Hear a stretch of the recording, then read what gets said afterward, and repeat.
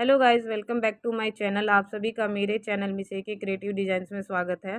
तो आप जो स्क्रीन पे ये कुर्ती और साथ में गरारा देख रहे हैं, ये मैंने 13 से 14 साल की बच्ची का बनाया है। इसको बनाने के लिए मैंने टिश्यू की साड़ी और साथ में सैंटून की लाइनिंग और कॉटन की लाइनिंग का यूज किया है। फ्रेंड्स, कई बार ऐसा होता है कि हम सैंटून की या नेट की साड़ी ले लेते हैं और पहन नहीं पाते हैं, तो हम सोचते हैं क्या रीयूज़ करके बनाए। तो मैंने इसका रीयूज़ करके बहुत ही पार्टी वेयर लुक में मैंने ये गरारा और कुर्ती बनाया है।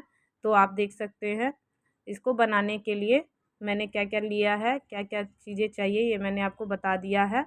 सैंटून का हमने यूज़ इसलिए किया है क्योंकि उससे इस पे शाइनिंग आएगी, जब हम अंदर लगाएँगे तो शाइनिंग आएगी। और कॉटन की लाइनिंग का इसलिए यूज़ किया है क्योंकि जब हम समर के समय में हमें क्या होता है, गर्मियों में जब हमारे पसीने छूटते हैं तो सैंटून जो है वो बॉडी में चिपकने लगती है। इसके लिए मैंने कॉटन की लाइनिंग सैंटून के नीचे लगाने के लिए यूज किया है। तो देख सकते हैं आप, सबसे पहले हम डबल फोल्ड में कपड़े को हमारी जो लाइनिंग है उसे रख लेंगे। और उसके बाद जो शोल्डर है उसे मैंने 5.5 इंच पे ले लिया है। और उसके बाद जो हमारी आर्मोल है, आर्मोल मैंने 6 इंच पे ले लिया है क्योंकि बाद में हाफ इंच ऊपर से डाउन करेंगे तो ये 5.5 इंच पे तैयार हो जाएगी।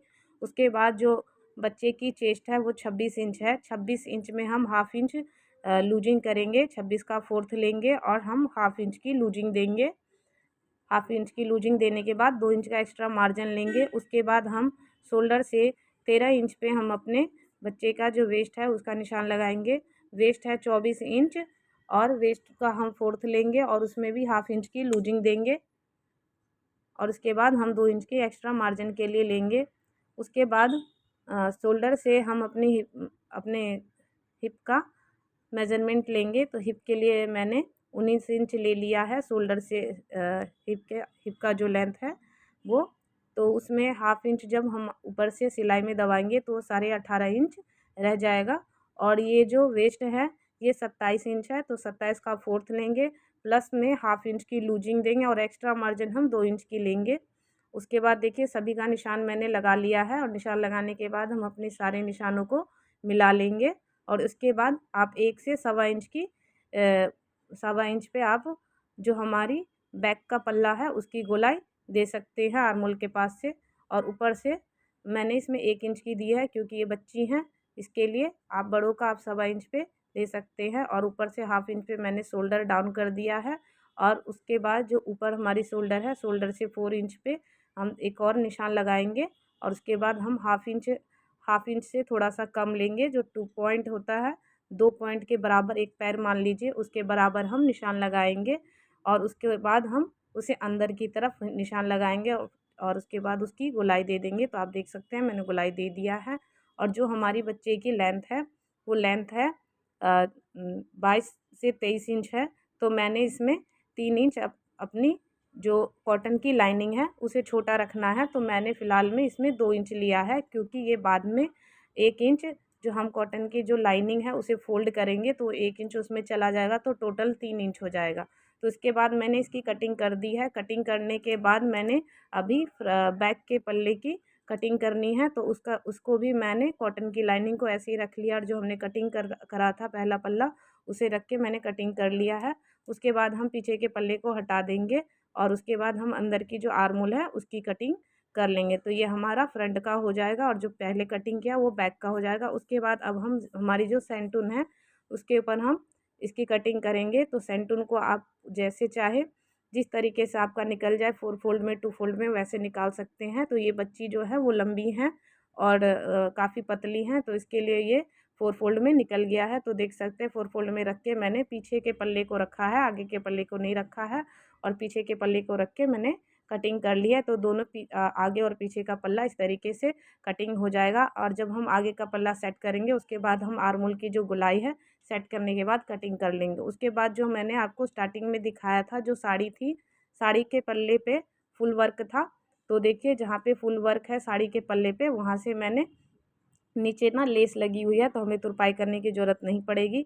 तो हम यहाँ से 1.5 इंच से 2 इंच के ऊपर हम अपने जो हमारा ये कॉटन की लाइनिंग है उसे रखेंगे। तो मैंने 1.5 इंच पे रखा है क्योंकि ये फ़ोल्ड हो जाएगी। फ़ोल्ड होने के बाद ये एक इंच फोल्डिंग में जाएगी और एक हाफ इंच ऊपर से हमारी सिलाई में दब जाएगी। तो ये पूरा हमारा टोटल 3 इंच से हमारी जो है लाइनिंग ऊंची हो जाएगी मेन फैब्रिक से। तो इसकी भी मैंने कटिंग कर ली है और इसकी कटिंग करने के बाद हमने दूसरे पल्ले की कटिंग करनी है। तो इसी तरीके से हम दूसरे जो हमने अभी कटिंग करा था उसके उसी को रख के हम दूसरे पल्ले की भी कटिंग कर लेंगे।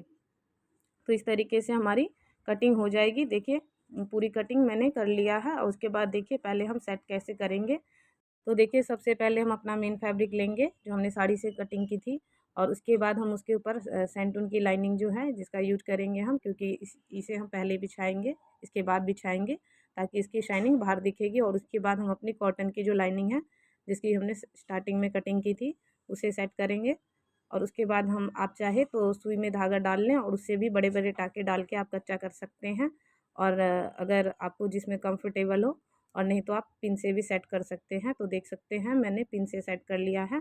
और अगर आपको कंफर्टेबल हो तो आप डायरेक्ट मशीन से भी सेट कर सकते हैं, लेकिन मशीन से सेट करने में थोड़ी सी दिक्कत आएगी क्योंकि इसमें सेंटून की फैब्रिक का यूज किया है तो वो थोड़ी सी स्लिप होती है। तो इसके लिए आप ज़्यादा बेस्ट रहेगा आप सुई से कच्चा कर ले और नहीं तो आप पिन से सेट कर ले। उसके बाद देखिए मैंने गला लिया है। तो ये देखिए गले के लिए मैंने विड्थ ली है 3 इंच और इसकी जो लेंथ है वो मैंने 4 इंच ली है। 4 इंच मैंने सीधे में लिया है स्ट्रेट में। तो देखिए क्योंकि जब ये तिरछे में हम आपको गला दिखाएंगे तो ये गले की जो लेंथ है ये कम हो जाएगी। और उसके बाद हम इसे ऊपर से ऊपर मिला देंगे शोल्डर पे और यहाँ से गोलाई दे देंगे। गोलाई देने के बाद जो हमारी किनारे पे जो साइड की जो हमने ये गला पेस्टिंग पेपर पे बनाया है। आप चाहे तो बुकरम का भी यूज कर सकते हैं और चाहे तो आप ओरियो पट्टी का भी यूज कर सकते हैं। और मैंने ये गला बॉटनेक में बनाया है। आप चाहे तो 5 शेप वी शेप जो चाहे आपकी जो पसंद हो वो डाल सकते हैं। तो मैंने ये बॉट नेक में राउंड में बनाया है। उसके बाद देखिए साइड से मैंने एक एक इंच पे एक्स्ट्रा जो हमारी पट्टी है उसमें मैंने निशान लगा लिया है और उसके बाद इसकी भी हम कटिंग कर लेंगे। तो देखिए इसी तरीके से कटिंग करेंगे। फ्रेंड्स आई होप मेरी वीडियो आपको अच्छी लगी हो तो प्लीज़ वीडियो को लाइक शेयर करें और चैनल पर पहली बार आए तो चैनल को सब्सक्राइब कर ले, साथ में बेल आइकन को प्रेस कर ले जिससे कि मेरी वीडियो की सारी नोटिफिकेशन आपको सबसे पहले मिलती रहे। फ्रेंड्स मैंने इसमें कटिंग बताई है, इसकी जो स्टिचिंग है डिटेल में ये आपको नेक्स्ट पार्ट में मिलेगी।